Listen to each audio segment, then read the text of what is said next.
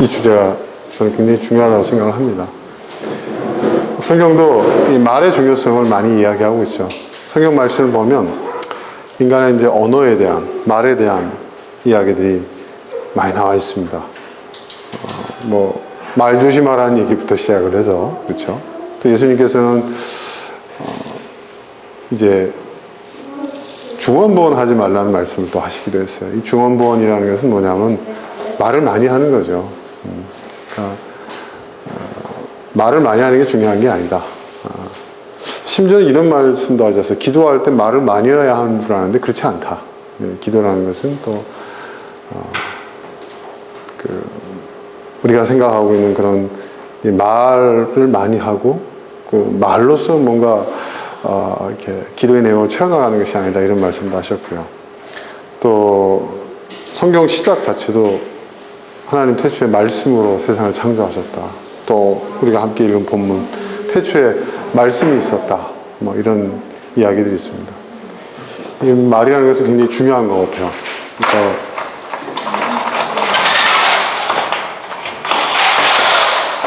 말에 대한 이야기를 좀 오늘도 이어나가겠습니다. 우리가 그 말씀이라는 얘기를 하잖아요. 지난 시간에 잠깐 얘기했는데 이 말씀이라는 말이 사실은 두 개의 단어가 합쳐진 말이에요. 말과 씀이거든요. 그러니까 말씀이라는 것은 어떤 의미가 있냐면 말을 사용하는 거예요.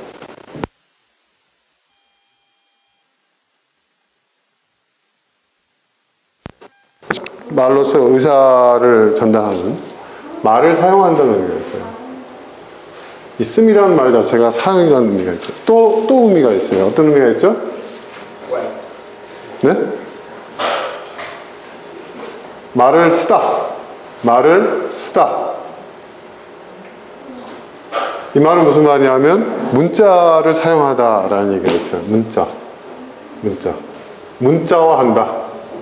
말을 문자화한다는 얘기가 있죠. 그러니까 어떤 기록 또는 어떤 정리하고 어떤 것을 또 정의할 때 쓰는 것이 있죠.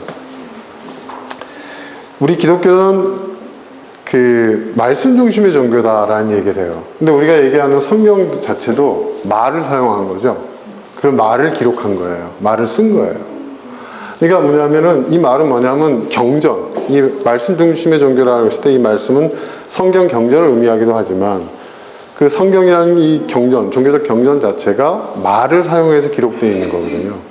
그러니까 말씀 중심의 종교라는 것은 1차적으로 성경을 중심으로 한 종교다라는 의미도 있지만 우리는 말의 중요성을 인식하고 있는, 말을 중요하게 생각하고 있는, 언어를 중요하게 생각하고 있는 종교다라는 얘기를 할 수가 있어요. 여기에 우리 기독교에 굉장히 중요한 포인트가 있어요. 뭐냐면 모든 것은 언어다. 여러분, 우리가 살고 있는 세상은 어떤 세상일까요?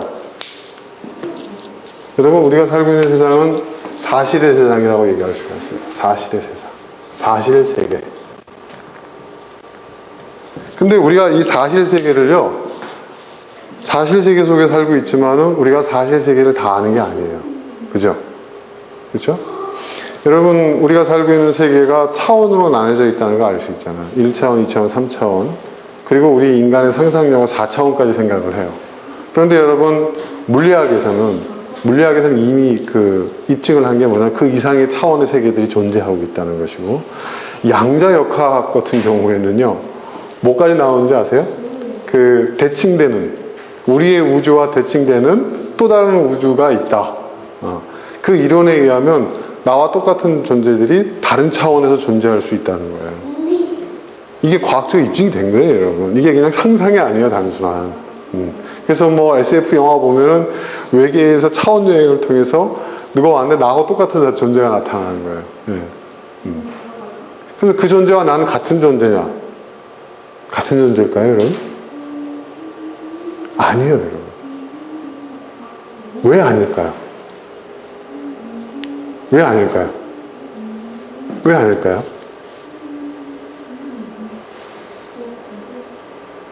자, 그런 내용들을 이제 우리가 좀 생각을 해보겠습니다. 근데 우리가 같은 세계에 살고 있더라도 개미가 경험하는 차원의 세계하고 우리 인간이 경험하는 차원 세계가 다르잖아요. 그죠? 그죠? 네. 개미는 뭐예요? 2차원을 살아요. 2차원의 세계는 어떤 세계냐면 여러분 선의 세계예요. 1차원은 점입니다. 점이에요. 요게 1차원이에요. 그죠? 뭐 움직일 수도 있고 뭐 점의 세계예요. 아무튼. 네. 그러니까 우리가 얘기하는 원소들, 그쵸? 원소, 무슨 전자, 원자 뭐 이런 거. 그 위치가 이동하고 에너지가 있다 하더라도 그것은 하나의 점으로 존재하는 거예요. 그죠? 그런데 2차원의 세계는 뭐죠? 점과 점이 연결된 선의 세계예요. 그러니까 이 선은 무수히 연결될 수가 있죠. 그죠? 그죠? 여러분, 그쵸? 선. 이게 뭐냐면, 그러니까 개미는요, 위아래의 구분이 없어요. 개미는 절대로 중력을 이해할 수가 없습니다. 이제 벽을 기어오르다가요, 어느 한계점에서 뚝 떨어지잖아요. 개미는 그 현상을 해석할 능력이 없어요.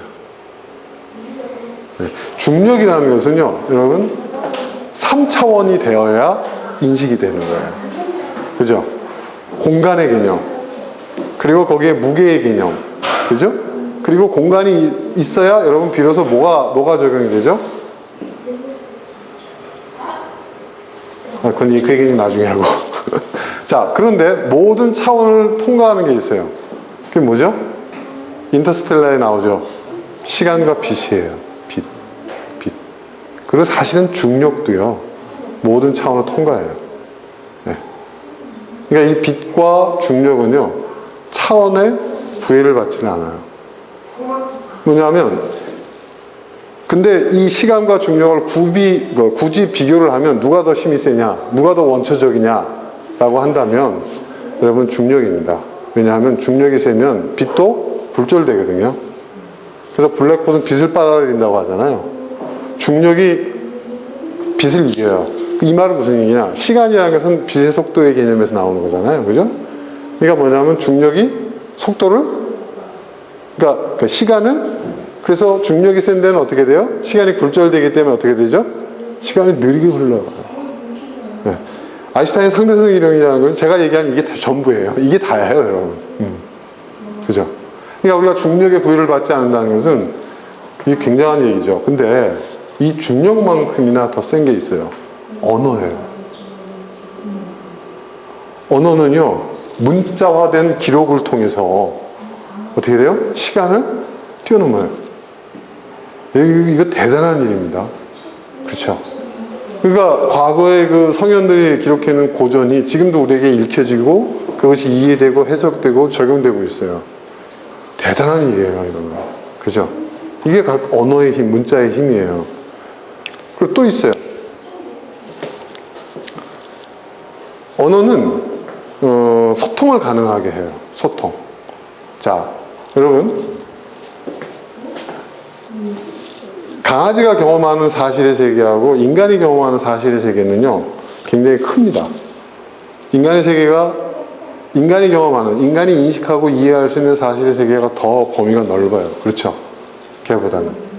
그런데 여러분, 이 애견인들, 어저께도 제가 어디 가보니까 이제 애견인들이 많이 왔는데, 애견인들하고 이 강아지하고 그 강아지를 키우는 분하고 교감을 하더라고요. 같이 놀아요. 공을 던지니까 물어오고, 막, 또 이름을 부르면 탁 알아듣고 돌아오고, 밥을 먹는데 막, 앉아! 하니까 앉고 알아듣는단 말이에요. 물론 그건 훈련과 학습을 통해서지만, 그것도 언어예요, 여러분. 그죠? 그죠? 그것도 언어예요. 그러니까 언어가 갖고 있는 힘이라는 것이 굉장히 큰 거죠. 자, 그런데, 자, 이제 제가 이제 얘기하고자 하는 것은, 그러면 우리가 사실의 세계를 경험하지만 여러분 이 사실의 세계를 이해하고 해석하고 적용하고 거기에 대응하기 위해서는 여러분 어떻게 해야 될까요? 이 사실의 세계를 우리가 다 이해할 수도 없고 또 제대로 이해할 수도 없어요. 이 사실의 세계를 다 우리가 안다면 우리가 신적 존재가 되는 거죠. 다 아는 거죠. 그렇죠? 다 아는 거예요. 근데 알 수가 없어요. 그럼 이 사실의 세계를 해석하는 것이 뭐냐면 바로 이게 언어의 세계예요. 여러분, 우리는 어디에 살고 있을까요? 우리가 살고 있는 세계는 어떤 세계일까요, 여러분?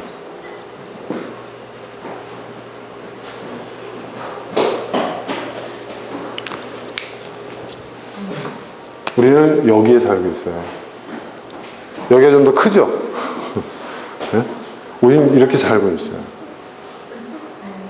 우리는 언어를 통해서 우리가 경험하고 있는 사실의 세계를 이해하고 해석해요.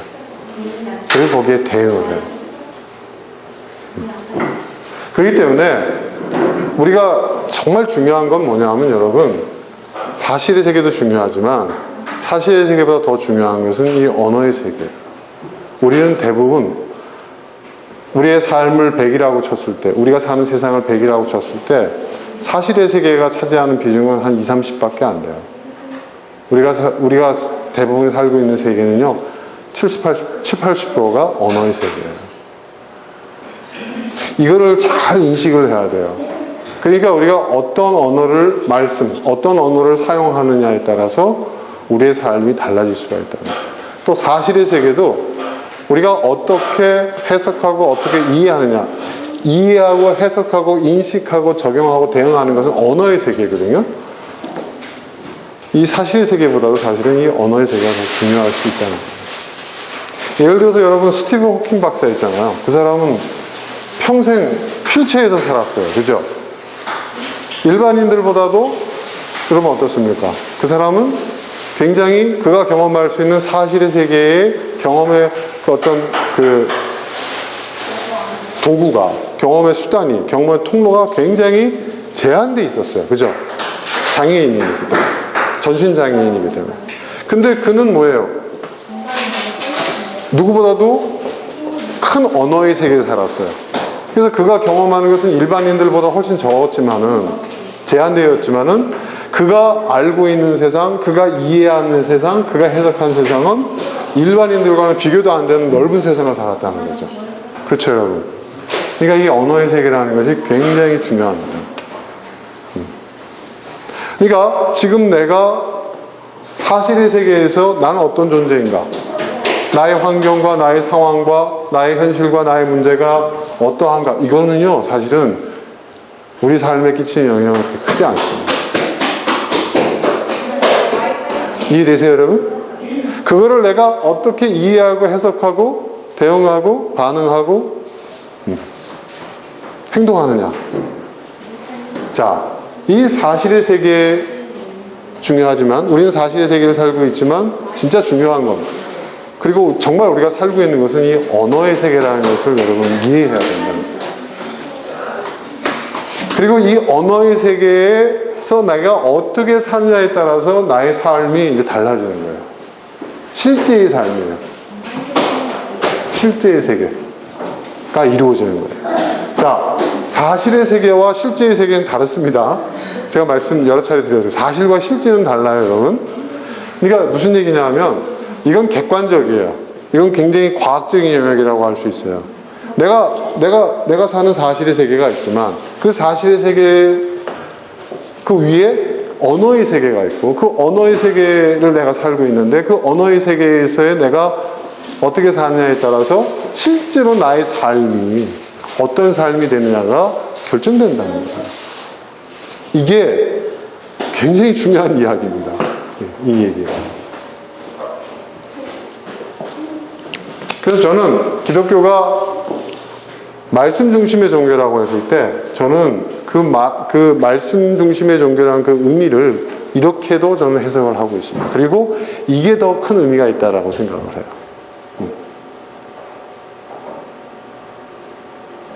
그러니까 우리가 사용하는, 여러분, 우리가 갖고 있는 이제 어떤 이성이라든지 논리라든지 사고라든지 이것은 다 언어로 이루어져 있어요.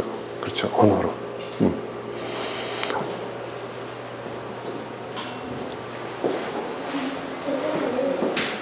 그렇기 때문에 우리가 사용하는 말, 우리의 생각, 그 모든 그 언어가 우리의 실제의 삶을 만들어간다는 것이죠. 그래서 지난 2주 동안 제가 강조한 것이 이런 세계관을 놓고 생각을 한 거예요. 자, 그러면 제가 이제 지난 시간에 조금 다뤘던 내용과 연계돼서 오늘 또 진도를 나가볼게요. 제가 지난 시간에 그런 얘기를 했죠. 프란츠 카프카가 얘기했다고요. 그 이름을 정확하게 불러야 그것이 우리에게로 온다. 그래서 정확하게 부른다는 것은 말씀이에요. 말을 사용하는 거죠. 네. 정확하게 그것을 지칭해야 그것이 우리의 삶에 온다는 거예요. 이게 삶이라는 마술의 본질이라고 그랬어요. 그러니까 어떤 언어를 사용하느냐, 어떻게 언어를 사용하느냐, 말씀, 이 말씀, 말을 쓰는 것을 우리가 어떻게 말을 쓰느냐에 따라서 우리의 삶이 달라진다는 거예요. 우리는 또 우리의 삶이 달라지면 우리는 전혀 완전히 다른 존재가 되는 거예요. 이게 프란츠 카프카가 한 얘기인데 굉장히 중요한 말이라고 저는 생각을 합니다.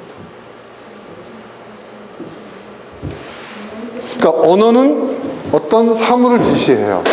어떤 사건을 지시해요. 그렇죠?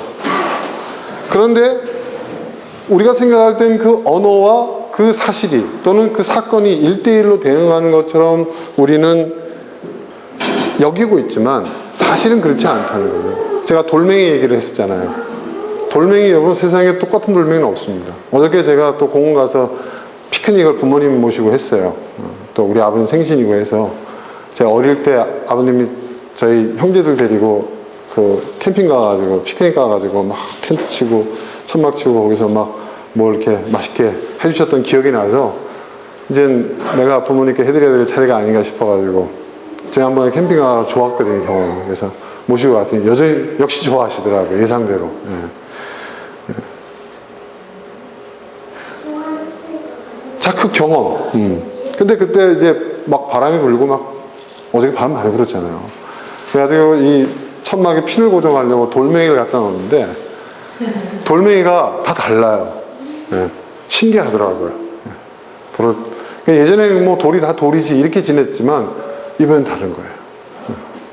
돌의 모양, 생김, 색깔 다 다르더라고요. 그러니까 여러분 그런 거를 이렇게 면밀히 들여다보면서 사는 삶하고 돌이 다 돌이지 뭐 다르잖아요, 그죠? 이 다른 거예요, 여러분.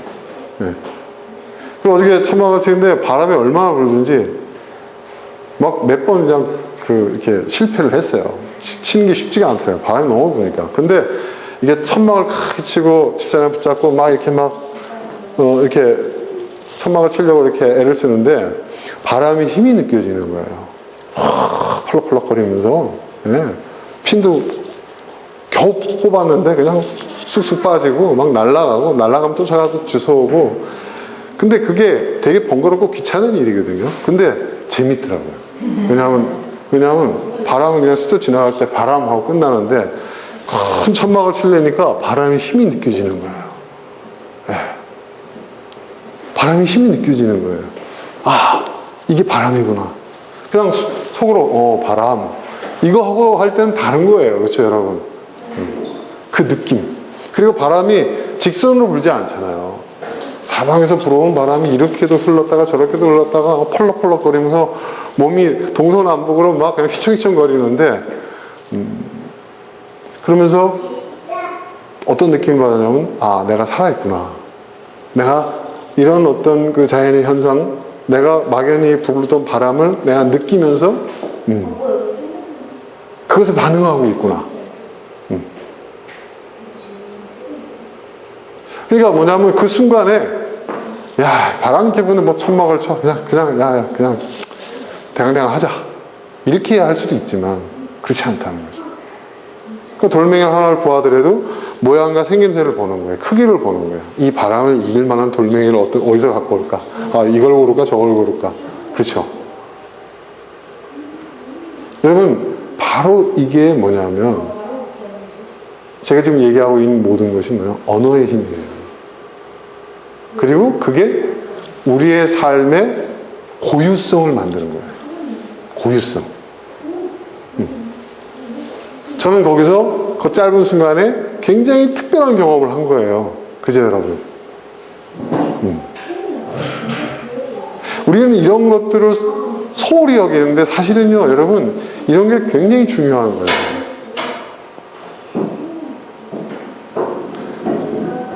항상은 아닌데 자주 저희 집사람하고 저하고 이렇게 좀 뭐라 그럴까 얘기하다가 투닥거리는 게 있어요. 우리 집사람은 꼭 뭘 먹으면 짜장면을 먹으면 짬뽕이 맛있는데 쟤만 먹으면 짬뽕 맛있지 뭐 이런 얘기를 해요. 저는요 그러면 그래요. 이 사람아 지금 짜장면을 먹고 있어. 이 맛을 즐겨. 왜 지난번에 먹은 짬뽕 얘기를 해. 지금 이 순간에 우리가 먹고 있는 이 현재에 충실하자고. 짜장면 맛을 느껴봐. 짜장면 별거 있냐? 아니에요. 별거 있어요. 네. 그죠? 집집마다 그 짜장면의 그 맛이 달라요. 짜장의 농도가 다르고, 그쵸? 재료가 다르고, 그렇지 않습니까? 그리고 그 면발이 굉장히 중요하잖아요. 그죠? 얼마나 잘 삶느냐에 따라서 같은 짜장면도 달라요, 여러분. 네? 그런 것들을 갖다가 즐기면서, 그리고 이게 먹으면서 가끔 이제 주방이 개방되어 있는 그 식당 같은 경우에는 이제 그 만드는 걸 보잖아요. 이게 저렇게 해서 만드는구나. 야, 저 사람 불을 너무 세게 썼는데 그래서 약간 짜장이 탄맛이 나는구나. 네. 좋게 말하면 이게 불맛이겠지? 뭐 이러면서 그 순간을 즐기는 거죠. 그렇죠? 이게 중요한 거지. 이게 저번에 먹었던 짬뽕이 맛있다. 탕수육 시켰어? 뭐 이러면서 저는 그런 게 싫어요. 저는 회사 그 점심시간에도 직장인들의 여러분 굉장히 중요한 낙 중에 하나가 뭘 먹느냐잖아요. 그죠? 맨날, 그러니까 저는 때우는 식으로 먹는 게 진짜 싫어요. 저는 직원들이 일 때문에 점심시간 제가 나중에 먹겠습니다. 그러면 제가 뭐라 그래요? 일 열심히 하는 척 하지 마. 내가 그래요. 야, 다 먹고 살기 위해서 하는 거야. 먹는 거 중요한 거야. 너는 이 시간에 네가 해야 할 일을 해야 돼. 먹는 것도 네가 해야 할 일이야. 그럼 억지로 데려요. 그러면 여 밑에 가서 짜장면 간단히 때우세요. 칼국수 때우세요. 왜 그러냐? 야, 우리 회사 반경 500m 안에 얼마나 많은 식당들이 있는데 왜 그렇게 해야 돼? 제가 억지로 끌고 갑니다. 오늘은 뭐 먹어? 그러면 쫙 가서 먹는 거예요. 그러면 밥 먹을 순간에는 음식에 대한 이야기만 해요. 회사 얘기 절대 못하게 해요, 제가.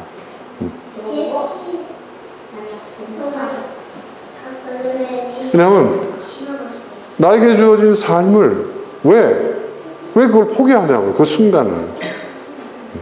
그 순간이 굉장히 중요한 거거든요.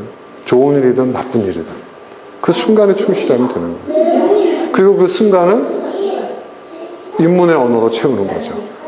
인문의 언어로. 그 경험들, 그 사건들. 여러분 그렇게 되면 내 삶에 의미가 생겨요. 저절로. 매일매일 건질 게 생겨요. 그것이 축적이 돼요. 그러면서 나의 삶은 성숙해져 가는 거예요. 자, 사실의 세계가 있고 언어의 세계가 있어요. 자, 여러분 생텍쥐베리의 어린 왕자 중에서 이런 대목이 있어요. 제가 굉장히 좋아하는 어떤 문구인데요. 다른 모든 발자국 소리와 구별되는 발자국 소리를 나는 알게 되었지.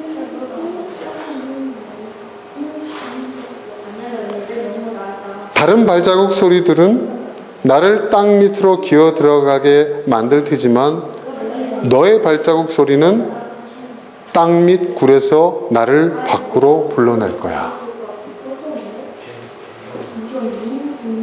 아니, 그렇게 생각하면 안 된다니까. 발자국 소리를, 그러니까 여러분, 우리가 문학작품을 읽는 것은 뭐냐면요. 그 사람이 사용한 그 언어를 통해서 그의 경험과 교감하는 거예요. 이게 굉장히 중요한 거예요. 여러분, 다른 사람, 그러니까 다른 발자국 소리가 다 똑같죠. 이렇게 생각할 수도 있어요. 근데 그 발자국 소리를 여러분 구분할 수 있게 되었던 순간들 한번 생각해봐요. 저는 연애할 때였어요. 연애할 때. 애들 발자국, 처음에 제가 연애할 때 다른 사람의 발자국을 구분할 수 있었던 처음의 경험이 그거였던 거예요. 저는 항상 입구 쪽에 앉기보다는 등 뒤를, 입구 쪽에 등을 돌리고 앉아요, 저는. 저 습관적으로 그래요. 이상하더라고요, 제가. 뭐 다른 사람하고 눈 마주치기 싫어서도 아니고. 근데 딱 앉으면 저희 집사람이 데이트 장소로 올 때 있잖아요. 그 발자국 소리가 문을 딱 열고 딱 들어오면 구분이 돼요.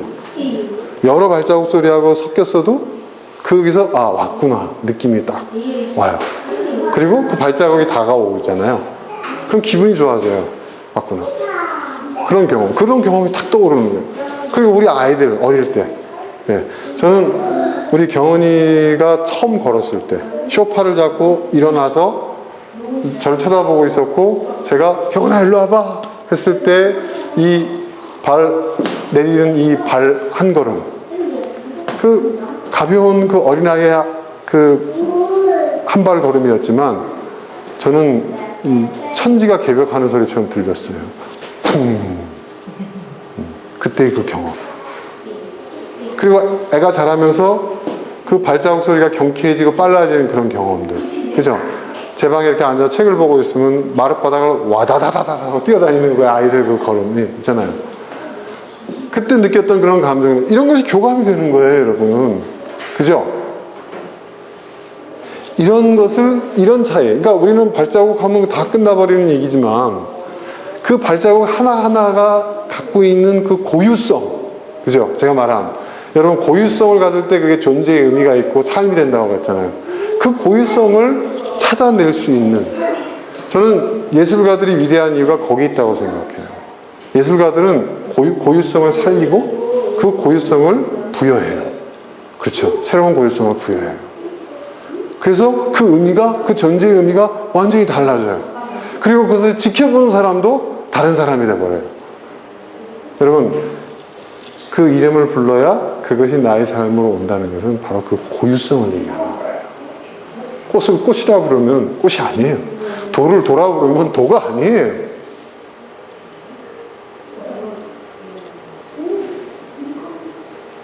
바로 여러분, 사실의 세계를 인식하는 데 있어서, 언어의 세계에 있어서 가장 중요한 게 그 고유성을 찾아내야 되는 거예요. 그러니까 어저께도 이렇게 그 지지대를 딱 잡고 폴대를 박으면서 저희 집사람한테 돌 갖고 와, 돌, 이게 아니라 좀 넓적하고 긴 돌들 좀 갖고 와봐, 이렇게 얘기를 하게 되는 거예요. 이 말은 완전히 다른 얘기가 되는 거예요. 그러면 이 말을 들은 사람은, 저희 집사람은 어떻게 반응하겠어요? 돌 갖고 하면 아무데나 집어올 수 있지만은 그렇게 얘기하면 어떻게 돼요? 그런 돌을 찾잖아요. 그리고 그런 돌을 갖고 오잖아요. 그럼 그 딱 하면 그걸 우리나라 말로 뭐라고 얘기하죠?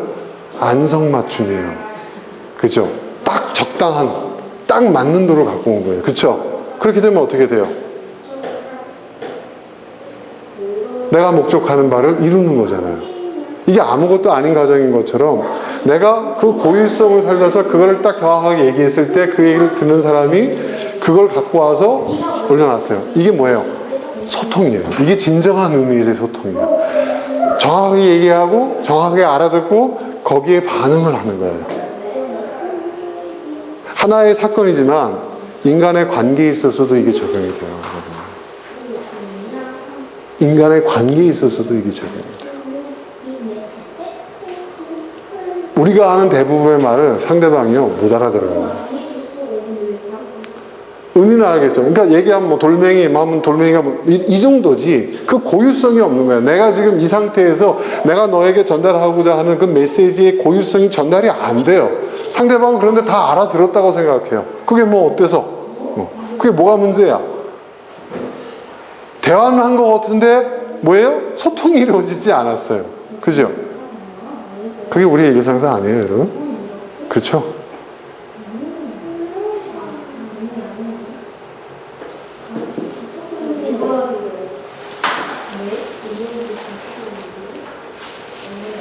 그러니까 똑같은 많은 그 카페에 들어온 많은 여성들의 발자국 소리가 있지만 나는 뭐예요? 집사람의 발자국 소리를 딱 알아듣는 거예요. 그래서 내가 그걸 불러드리는, 내 사고 속에서, 내 정서적 감정 속에서 그걸 불러드리는 거죠. 그쵸? 다른 발자국 속에서 느낄 수 없는 것들이 나에게 오는 거죠. 그렇죠?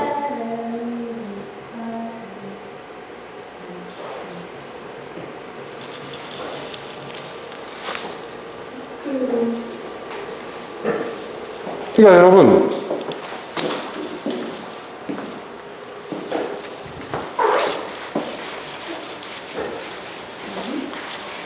우리가 이 사실의 세계를 언어화하는 거예요.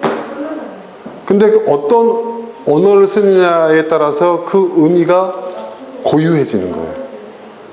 특별해지는 거예요. 그리고 특별한 언어만이 나에게 의미를 주는 거예요. 그리고 그것이 나에게 가치가, 나의 가치가 돼요. 그래서 지금 제가 이제 전에 말씀드렸던 것처럼 여러분 그러니까 이 말은 무슨 얘기냐면 여기 이 사이에 엄청난 간극이 있는데 간극이 있어요. 내가 사용한 언어에 사실의 세계에 이 간극을 줄이는 노력을 해야 된다는 얘기예요. 그러려면 고유한 언어를 써야 된다. 그 고유성을 살리는 언어를 써야 된다. 의도적으로, 의식적으로. 이거 하나만을 해도요, 여러분 달라집니다. 그러니까 여러분 수식어라는 거 있잖아요. 수식어. 우리는 수식어의 중요성을 잘 몰라요. 근데 이 수식어가 중요한 거예요. 왜냐하면 그 수식어가 고유성을 살리거든요. 돌멩이가 아니에요. 너업적하고 무거운 돌멩이. 그렇죠? 수식어가 중요해요. 그래서 제가 지난 시간에 말한 것처럼 기억나시죠? 대학생 해놓고서 네? 위로 올라갈수록 뭐예요? 의미의 망이 커지고 아래로 내려갈수록 의미가 작아지는 거죠. 네. 근데 우리는 대부분 이 위에 있는 언어들, 일상의 언어들, 그죠? 일반화된 언어들을 사용하는데 익숙해져 있어요. 그리고 이 광범위한 의미 속에 내 말도 다 들어가 있고 내 뜻도 다 들어가 있고 내 감정도 다 들어가 있다고 해요. 그리고 그 말을 가지고 우리는 살아요. 그런 말들을 쏟아내면서. 그런데 고유성이 있겠어요? 특별함이 있겠어요? 없는 거죠. 제가 지난 시간에 이제 여러분 말씀드렸던 거 기억나시죠? 일상의 언어는 고유성을 죽인다. 고유성이 죽으면 모든 것이 일반화된다. 일반화가 되면 개별성은 상실된다. 개별성의 상실은 자유의 상실이고 존재의 상실이다. 그 말씀 드렸죠. 네. 그러니까 그걸 살리려면 이 수식어가 중요한 거예요. 근데 이 또 수식어가 너무 장화하거나 길어지면은 또 이것도 부작용이 있어요. 근데 그 부작용을 논하기에 앞서서 우리는 너무 이거를 사용하지 않는다는 거예요. 이 수식어라는 것은 결국 뭐예요? 표현사와 부사잖아요. 그죠? 그러니까 여러분 어휘력이라는 것은요, 결국 여러분 가만히 이렇게 보세요. 문장력 어휘력이라는 것은요, 수식어를 얼마나 잘 쓰느냐에 따라요. 수식어를 얼마나 적절하고, 예? 얼마나 알맞게 쓰느냐.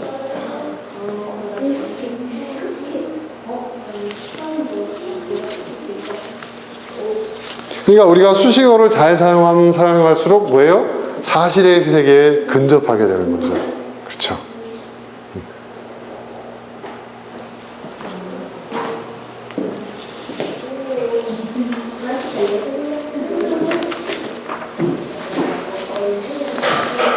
그래서 그러니까 우리가 하나의 사건을, 그러니까 어떤 하나의 그 인물, 하나의 존재에 대한 얘기인데 이것이 사건이 될 수도 있고요. 어떤 사건을 얘기할 때도 마찬가지지만 위로 올라갈수록 의미의 망이 점점 넓어지는 거예요. 그러니까 이게 무슨 얘기냐면 그물의 코가, 그물망이 커지는 거예요. 막연해지는 거죠. 그러니까 이런 용어를 아무리 사용해봐야 제대로 전달될 수가 없어요. 그 고유성이 살아날 수가 없어요. 그물망이 촘촘해야 됩니다. 그래서 그런 훈련을 우리가 의식적으로 해야 된다는 거예요. 그럴 때 진정한 의미의 사실의 세계와의 소통이 이루어지고 또 나의 언어를 통해서 내가 경험한 것을 다른 사람들에게 전달할 때도 가장 진실에 가깝게 소통이 이루어질 수 있는 거예요. 같은 단어를 사용하는데 그 단어에 여러분 그 단어에 의미의 망이 너무 넓어요. 긍정적으로도 해석할 수 있고 부정적인 의미도 있어요. 그러니까 같은 단어를 사용하지만은 결국 뭐예요? 소통은 이루어지지 않아요. 그 정치인들이 하는 얘기들, 거대 담론을 얘기하면 여러분 진정한 소통이 이루어지기 힘들어요. 이유가 그거예요. 한 가지 개별적인 사건으로 들어가야 되는 거예요.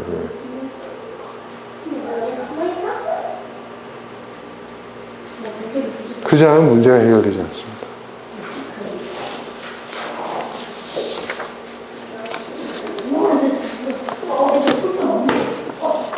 여러분,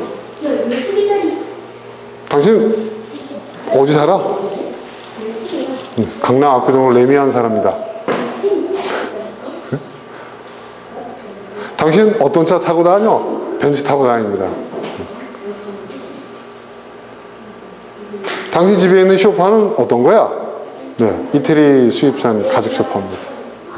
지금 뭘 물어보고 있는 거죠? 당신은 어떤 사람입니까를 물어보고 있잖아요. 그죠? 그렇잖아요.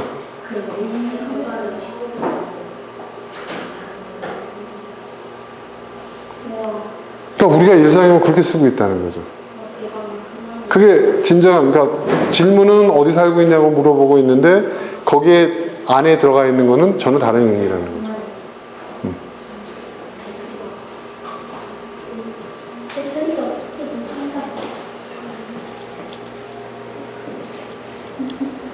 그러니까 우리는 너무 이렇게 이 상위어, 하위어, 상위어, 하위어라고 얘기를 하는데 의미의 망이 넓은데 말을 사용하다 보니까 정확하게 의사가 전달이 되지 않는 거예요. 이해가 되지 않는 거예요, 서로. 그리고 나의 삶도 어떻게 돼요? 항상 막연한 거예요. 여러분, 막연한 언어를 쓰면 나의 삶도 막연해집니다. 예? 기분 나빠. 기분 나쁜 삶이 되는 거죠. 왜 기분 나쁜지를 따져봐야 되는 거예요. 거기에 수식어를 붙여야 돼요. 구체화시켜야 돼요. 고유성을 찾아야 돼요. 그렇게 됐을 때 내가 왜 기분 나쁜지 그 원인도 내가 알 수 있는 거예요.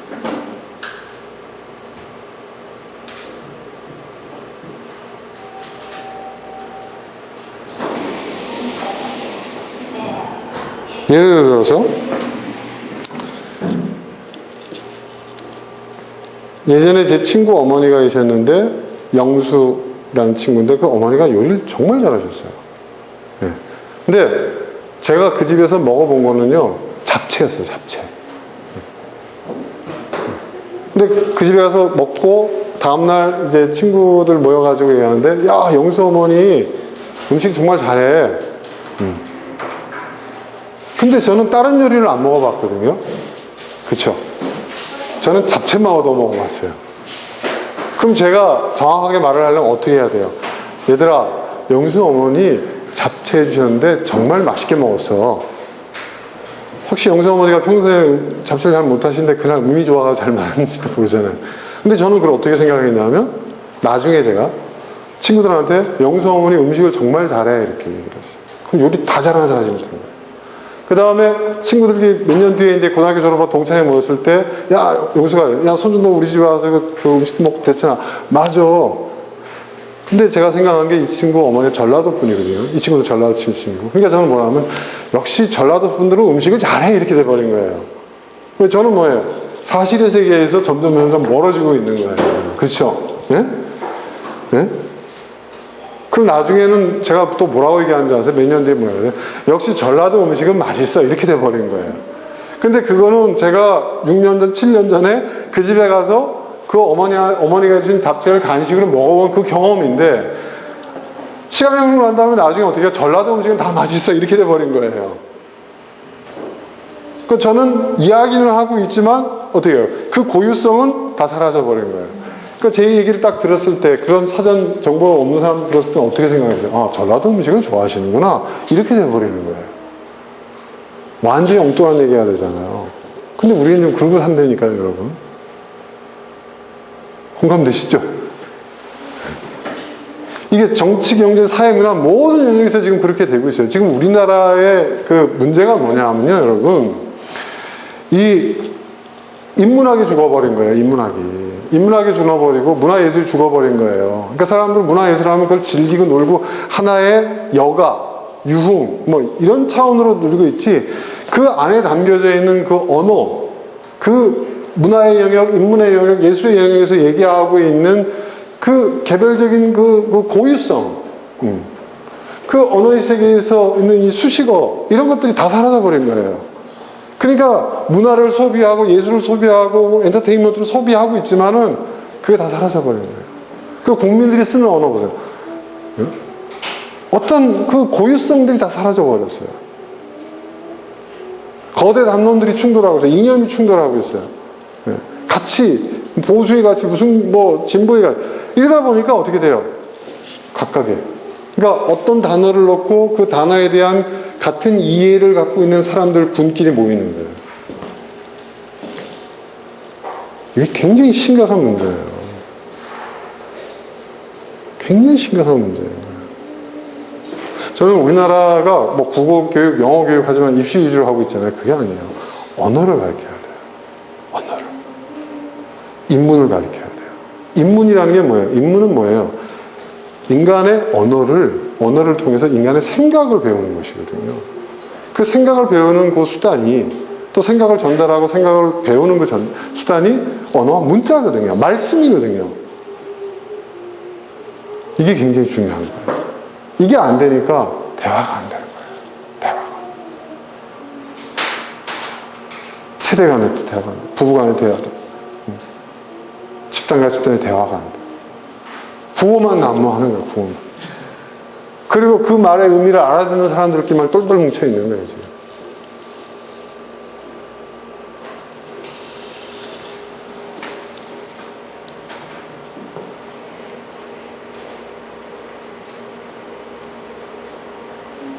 인간은 돈밖에 몰라. 틀린 말이에요, 여러분. 모든 인간이 돈밖에 모릅니까? 이기적인 인간들은 자기 이익만 생각을 하는 것이죠. 그죠? 그런 사람이 돈밖에 모르는 거죠. 그러니까 뭐라 그래요? 인간은 돈밖에 몰라. 이렇게 하면 안 되고, 자기 이익만 쫓는 사람들은 돈밖에 몰라. 이렇게 얘기하죠. 그렇죠? 무슨 말인지 이해되시죠? 환절기라 감기 걸렸어. 그럼 환절기면 감기 다 걸립니까? 아니죠? 일교차가 심하다는 일기예보를 듣고도 멋을 내느라 춥게 입었거든요. 그랬더니 감기가 걸려서 이렇게 얘기를 해야죠. 말은 기를지 모르겠지만 의미가 전달이 되는 거잖아요. 그죠?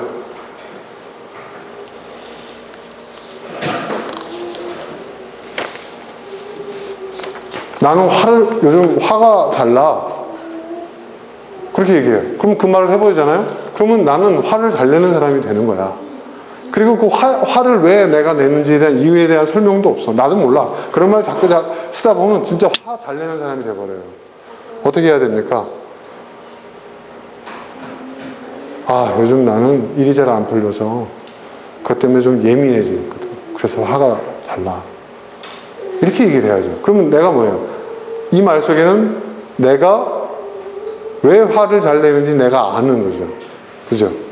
그리고 그걸 전달함으로써 상대방에게 일이 안 풀려서 내가 화가 나니까 좀 내가 예민하게 반응하더라도 양해해달라. 그런 의미가 되죠. 난 요즘 화가 잘 나. 이래버리면 어떻게 되죠? 나 건드리지 마. 뭐 이런 의미가 돼버리는 거잖아요. 그죠?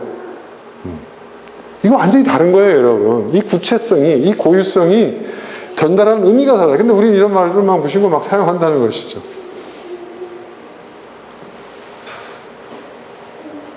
또 이걸 좀 더 구체적으로 들어가면 이렇게 얘기할 수 있어요. 나는 예의를 지키지 않는 사람들 보면 화가 나는 그런 버릇이 있어. 그럼 좀 더 구체적이죠. 그렇지 않아요? 그러니까 내가 요즘 화가 나는 이유에 대한 좀 더 구체적인 원인을 내가 찾는 것이고, 또 상대방이 그걸 얘기해 줌으로써 상대방은 배려를 하겠어. 이 사람한테 예의를 잘 지켜줘야 되겠구나. 그렇죠, 여러분? 이래야 되는 거예요. 이래야 소통이 이루어질 수 있는 거예요. 에이, 짜증나. 어쩌라고. 이건 아니거든요. 언어는 나를 위해 사용하는 것이지만 모두를 위해서 쓰는 거예요. 나와 함께 삶을 공유하는 사람들에게.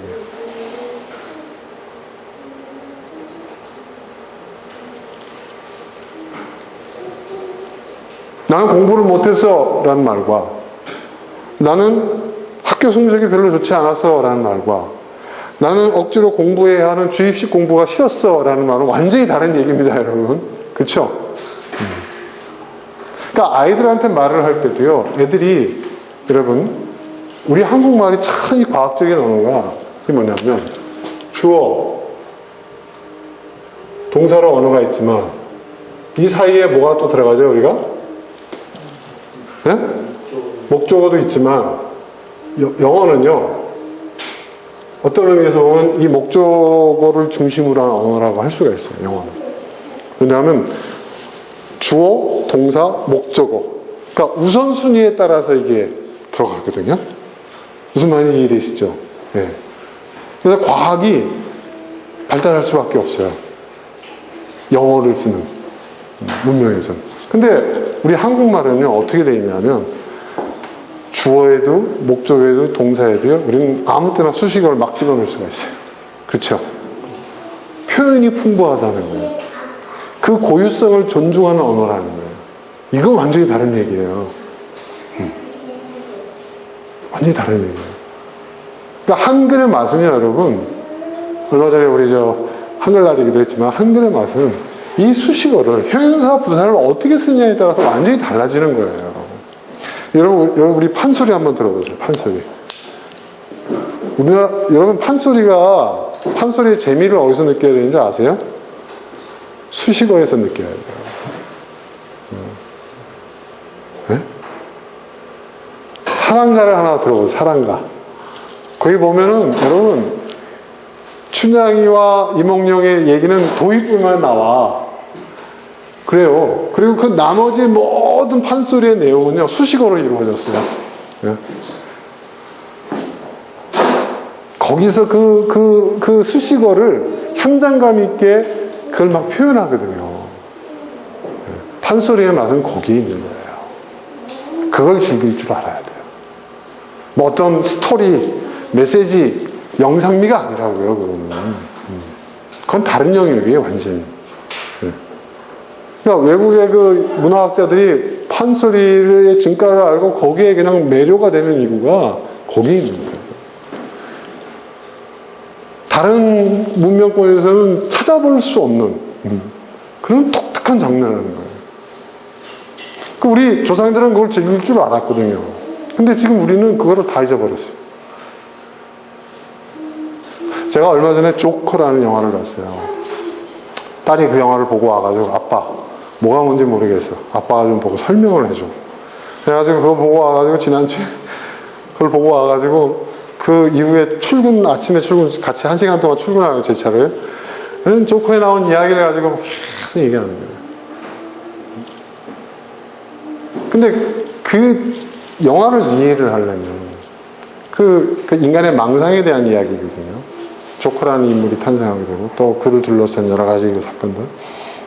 굉장히 사회 비판적인데 인간의 그 내면의 문제에 대한 메시지를 아주 무겁게 담고 있어요. 망상에 대한 이야기.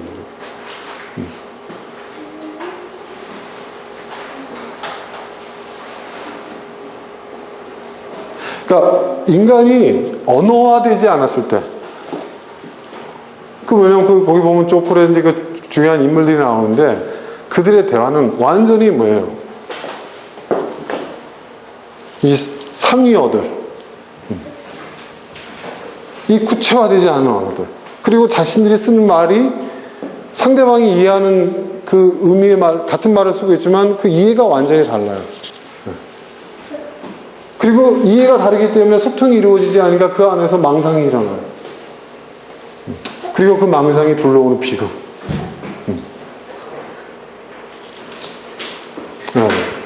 저는 그래요. 그 조커라는 영화에서 보여주고 있는 그 현실과 우리의 현실이 크게 다르지 않다고 저는 생각합니다.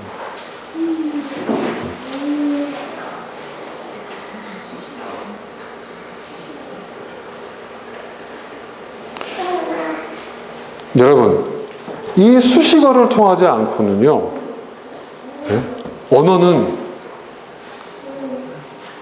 사실의 세계와 대면할 수 없어요.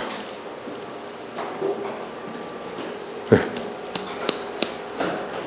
대면할 수 없어요. 그러니까 여러분, 이것이 중요합니다. 이것이 우리의 고유성과 개별성을 살립니다. 존재의 의미를 찾게 합니다. 그러니까 여러분, 하나님을 부를 때, 여러분 하나님은 어떤 분이세요, 여러분에게? 하나님 하면 의미가 없는 거예요. 나의 하나님 한다고 나의 하나님 되는 게 아니에요.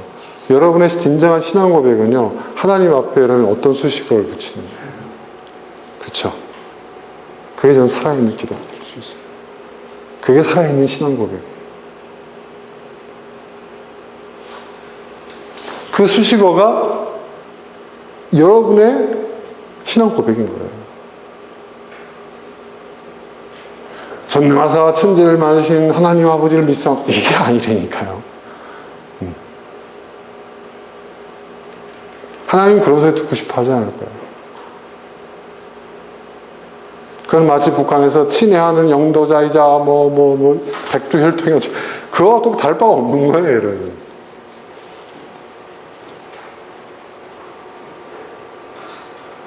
왜 나에게 특별한 사람들은 왜 특별하죠, 여러분? 나에게 특별한 의미가 있으니까. 그렇죠? 나에게 특별한 경험을 주었으니까. 그거를 여러분 언어로 불러내야 돼요. 그래야 여러분 그때 그 사람이 나타나요. 네? 무슨 말인지 아시겠어요? 네. 마누라 하면 반달곰이 나타나지만 네? 그때 제가 저번에 가끔 꿈을 꿨다고 했잖아요. 전 가끔 지금도 꿈꾸거든요. 어릴 때의 우리 아이들의 모습, 또 제 집사람의 모습이, 예전에 한번 꿈을 꿨는데 한참 연애할 때 그 수많은 그 여대생들이 이렇게 지나가는데 그 뒷모습 하나만 갖고도 구분이 됐거든요. 다 있어요. 청치마 긴 거 입고 위에 가디건 입고 머리 이렇게 묶고, 예. 핀 하나 딱 꽂고 이렇게 가는 모습, 그 목덜미, 그 귓등 모습 보이거든요. 이게 생생해요. 네. 그 사나야 하고 부르면은 영락없이 뒤돌아보면 사나였던 그 모습. 근데 그 모습의 선아가 어디 갔지? 그러니까 그 선아를 불러내야 되는 거예요. 네. 수식어를 통해서.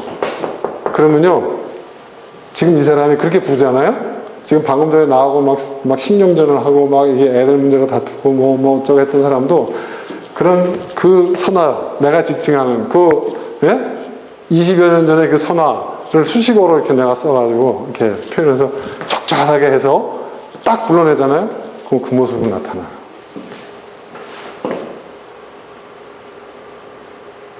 굉장히 중요한 얘기입니다. 저도 마찬가지입니다. 단순히 부부가 앉아가지고 모처럼에 이렇게 대화하는 시간을 갔는데 우린 대화는 다 어떻게 결말을 하죠? 네?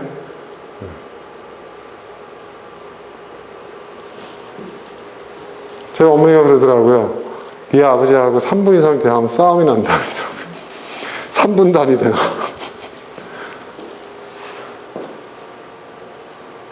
그러니까 여러분, 짧은 시간에 너무 많은 걸 한꺼번에 쏟아내려고 하지 마시고요. 딱 여러분이 원하는 거 하나 불러내세요. 그 사람을 소환하세요. 네. 여러분의 기억 속에 있는 그 사람 있잖아요. 불러낼 수 있어요. 다 없어져 버린 거겠지만 이 수식어를 쓰면 불러낼 수 있어요. 저는 우리 아이들한테도 그래요. 우리 또 아들놈이 이게 좀 머리가 이제 다 컸다고 이제. 그 나이 때 남자애들이 어떤 생각을 하는지 제가 알거든요.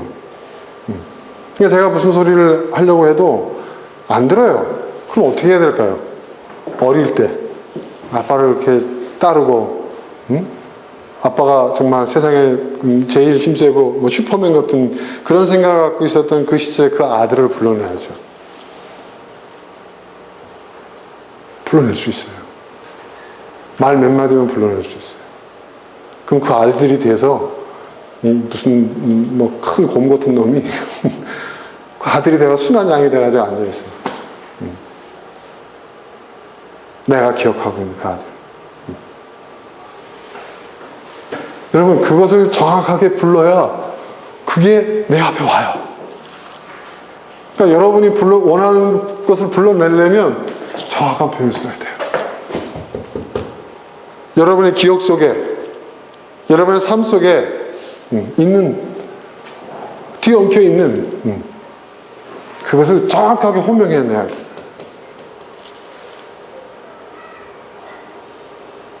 이게 말이 갖는 힘이에요. 이게 말이 갖는 힘이에요.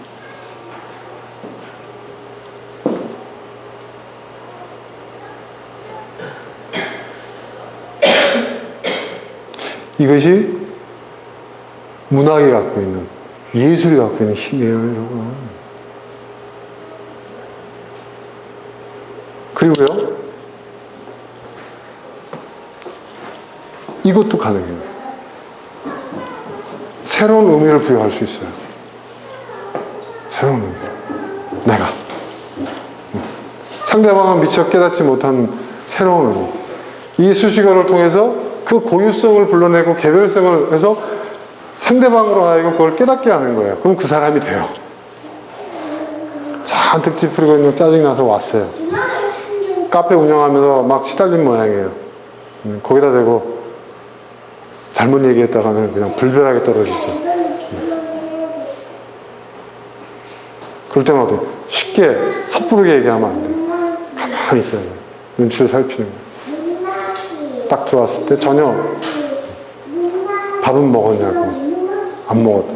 밥은 먹어야지. 그러니까 내가 원하는 양순한 부인을 불러내려면 그런 문장들을 써야 돼요.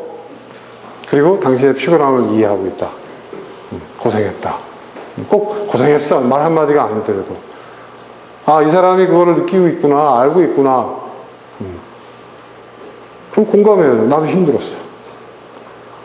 그러니까 수식어가 단순한 형용사, 부사 몇 단어로 끝나는 게 아니라 우리나라의 말은 뭐예요? 수식어라고 하잖아요. 뭐예요? 하나의 문장도, 몇 개의 문장도, 몇 개의 구, 절, 그것이 다 수식어가 될 수 있어요. 그런 걸 쓰는 거예요. 그렇게 되면 어떻게 돼요? 내가 대화하길 원하는 그 사람이 여기 앉아 있어요. 앉아 있게 되는 거예요.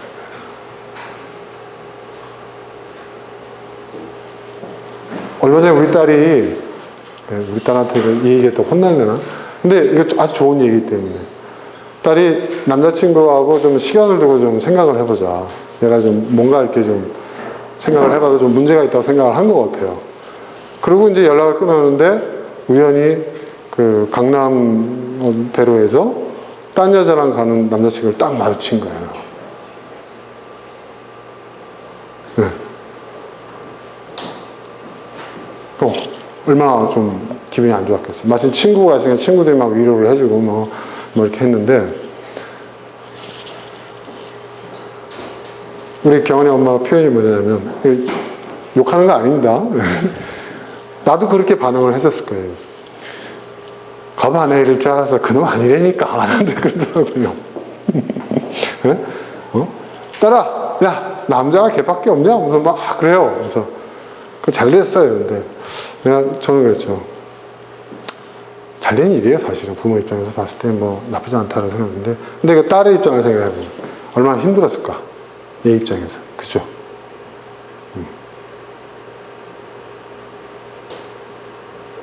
물론 엄마가 또 다독거려주고 뭐 들어왔을 때 이렇게 안아주고 뭐 했지만 딸의 입장에서 또 제가 아는 경원이는요, 그런 사건들에 대해서 굉장히 자존심 상해 하거든요. 그러니까 섣불리 이야기를 할 수가 없어요.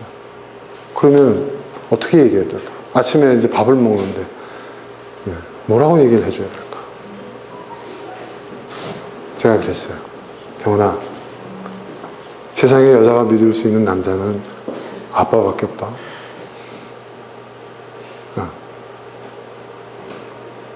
아빠도 남자지만 남자를 알기 때문에 네가 지금 힘들겠지만 이 일을 통해서 네가 더 성숙해질 거야. 사람을 보는 눈도 커질 것이고 누구나가 다 겪는 일이야. 그 경험도 네가 에이 똥 밟았어 이러지 말고 내가 앞으로 어떤 사람을 만나야 될까? 또 이 사건을 통해서 내가 뭘 배워야 할까? 제가 또 무슨 얘기도 한 줄 아세요? 난 잘 모르겠지만 걔 입장에서는 누가 아니야 사촌 동생하고 가르칠 수도 있고 다양한 상황이 있을 수 있겠지. 근데 이 사건이 누가 맞냐 틀리냐의 문제는 아닌 것 같다. 내가 볼 때는. 그런 얘기 좀 해줬어요.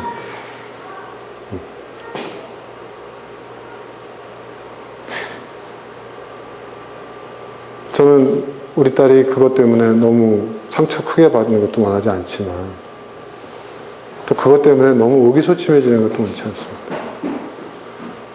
사람이 살아가는 그 과정 속에서 겪게 되는 자연스러운 일들로 얘가 이것을 소화해내고 좀 더 성장할 수 있는 애가 됐으면 좋겠다는 거예요. 그러면 이런 사건도 걔한테는 굉장히 도움이 될 수 있지 않을까.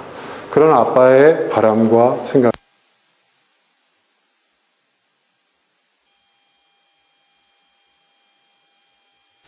그 뭐라 그럴까요? 그냥 단순한 어떤 소통만 가능한 짐승의 어떤 울부짖음이나 무슨 뭐 울음소리나 이런 것을 넘어서는 하나의 문장 체계를 갖춘 아주 단순한 언어인데 이게 원시 언어가 200만 년쯤에 생겼어요. 그러니까 그 이전에는요, 인간은 뭐예요? 그런 언어가 없이 생활을 했다는 거죠. 그러면 뭔가 이렇게 정교한 어떤 그 뭐라 그럴까 이 목적어 뭐 부사어 뭐 형용사 뭐 이런 것들을 사용할 수 있게 된 건 언제쯤일까? 약 4, 5만 년 전. 불과 4, 5만 년 전. 네. 그리고 놀라운 게 뭐냐면 이런 수식어를 비로소 사용할 줄 알게 된 그게 4, 5만 년 전인데 그것을 사용하게 됨으로써 문명이 발달하기 시작했어요. 그래서 인류사의 중요한 문명이 대부분 다 보면 기원전, 그러니까 지금으로부터 한 3, 4만 년 전, 3만 한 5천 년경의 고대의 문명들이 이제 탄생하기 시작해요. 이게 뭐냐면 언어의 발달이었다는 거죠. 이게 언어의 발달. 인간이 이 수식어를 사용할 수 알게 됨으로 인해서 문명이 발달하기 시작했다. 이거 굉장히 중요한 얘기예요, 여러분. 인간이.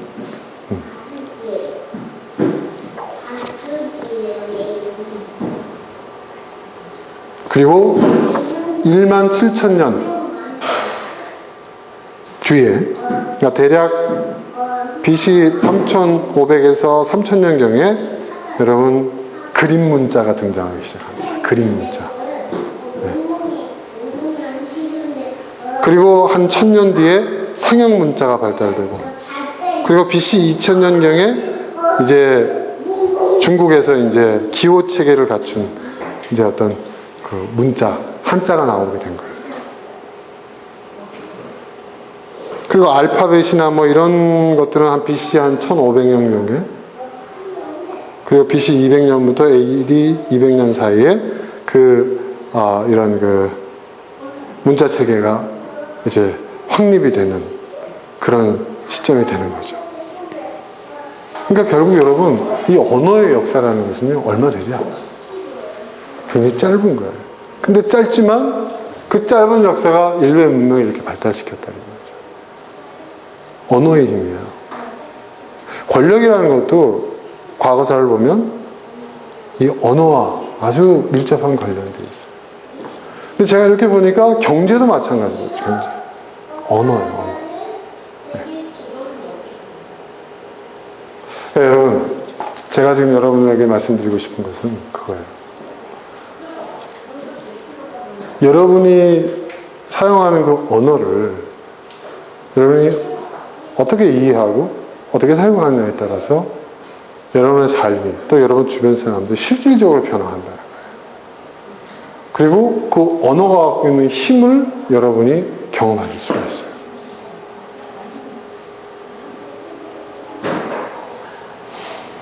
그렇게 됐을 때 우리의 삶이 보다 가치 있는 삶이 될 수 있죠. 고유한 삶이 될 수 있죠. 나로서 살 수 있죠. 우리 모두가 다. 제가 그 성경에서 굉장히 좋아하는 장면들이 있어요. 모세와 하나님이 불붙은 가시떨기나무에 대화하는 그 장면들이 있어요. 하나님께서 먼저 모세를 불러요. 모세야. 네. 불러요. 고유명사, 이름을 부른단 말이에요.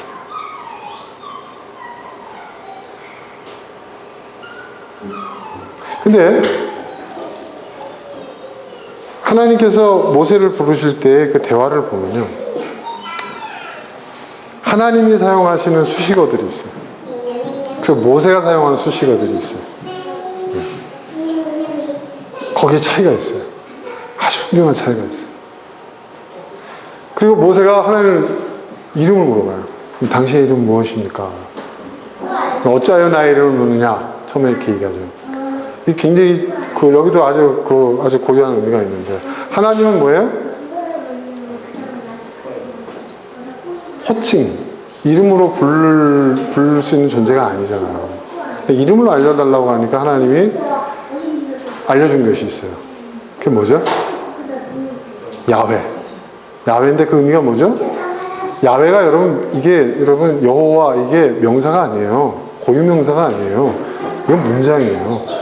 그 해석하면 나는 스스로 있는 자니라. 여러분, 나는 스스로 있는 자니라. 하나의 완벽한 문장인데 이거는 뭐예요? 하나님에 대한 완벽한 수식어예요. 나는 전지전능한 하나님, 이게 아니에요. 그죠? 나는 스스로 있는 자니라. 스스로 있는 자. 그쵸, 여러분? 신에 대해서, 절대자에 대해서 이런 완벽한 설명이 있을 수 있어요? 이런 완벽한 수식어가 있을 수 있어요? 굉장히 중요하죠. 여러분, 이런 이제 성경의 언어학자들 가운데서 이런 사람들이 있어요. 이름이 있잖아요, 이름. 사실은 그 이름이 의미를 다 갖고 있잖아요, 성경에서는.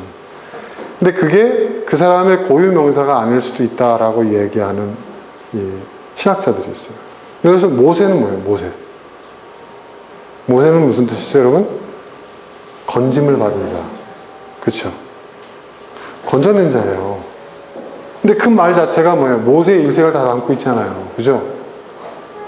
유대인들이 어린아이가 되면 다 죽이니까 몰래 그 아이를 살리기 위해서 갈대나무 상자에다가 담아서 나일강으로 보냈는데, 마침 바로의 공주가 목욕하고 있다가 이 아이를 받아가 자기 양자로 삼아서, 태생은 유대인이지만 이집트의 왕자로 컸잖아요.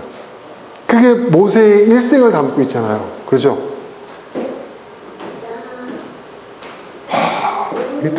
그렇잖아요? 이 모세라는 이 말이 단순한 고유명사로 끝나는 게 아니라 그 안에 의미가 담겨져 있는 거예요. 야곱도 그렇죠. 야곱은 뭐예요? 발목을 잡는 사람. 평생을 남의 발목을 잡으면서 사는 사람이야. 그죠? 근데 하나님이 모르셨을까요? 그 사람 이름을 몰랐을까요? 이름을 몰라서 내 이름이 뭐냐고 물어보셨을까요?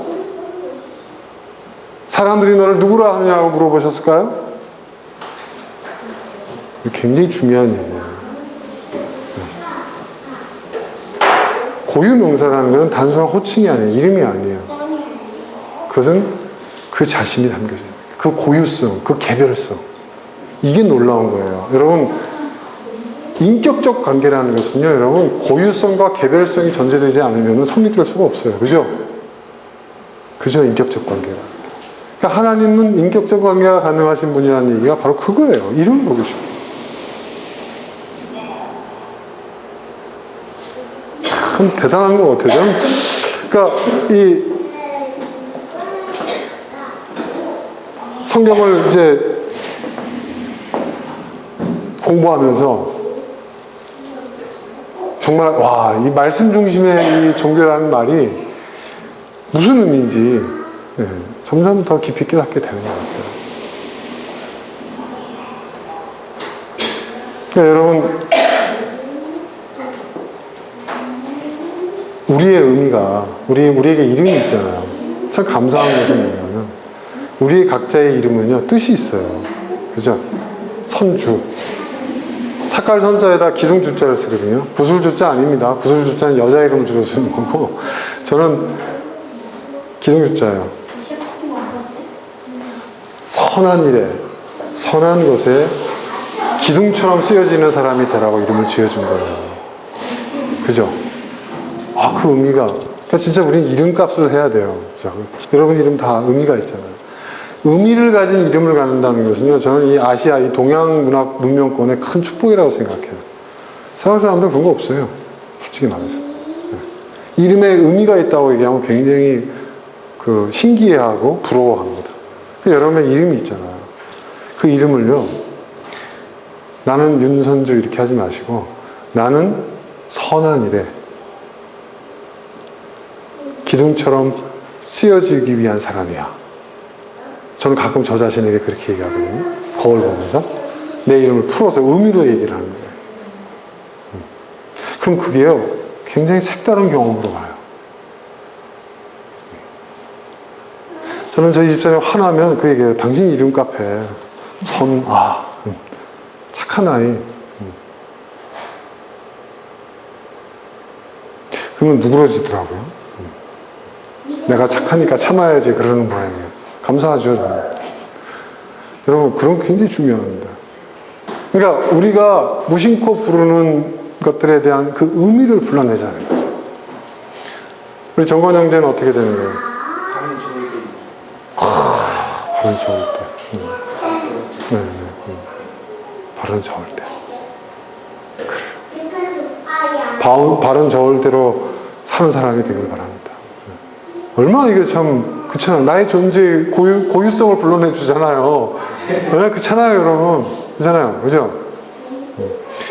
가족들 앞에서 바른 저을 때의 모습으로 사셔야 되겠다. 야, 이런 대화. 얼마나 좋습니까?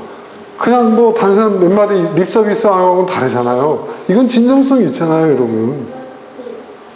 우리가 회복해야 될 것들이 이런 대화들이. 이런 의미들이에요. 이걸 다시 되찾아야 돼요. 이걸 다시 정확하게 불러야 돼요. 그러니까 사람의 이름을 부르더라도 단순한 호칭을 부르지 말고 그 이름에 담겨져 있는 그 의미를 불러내란 말이에요. 그러면 그 사람이 나와요.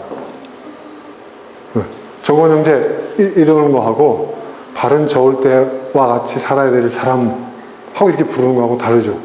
달라요. 그럼 이 사람은 어떻게 하겠어요? 제 앞에서 바르게 살아야죠. 서로가. 그죠? 저도 마찬가지고. 그렇게 되는 거예요, 여러분. 그게 굉장히 중요한 것 같아요. 저는 우리 아이들한테 애들의 이름의 의미를 가끔씩 제가 상기를 시킵니다.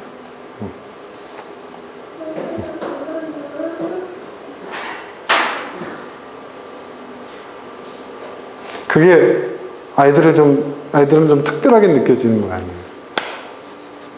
좋아하더라고요.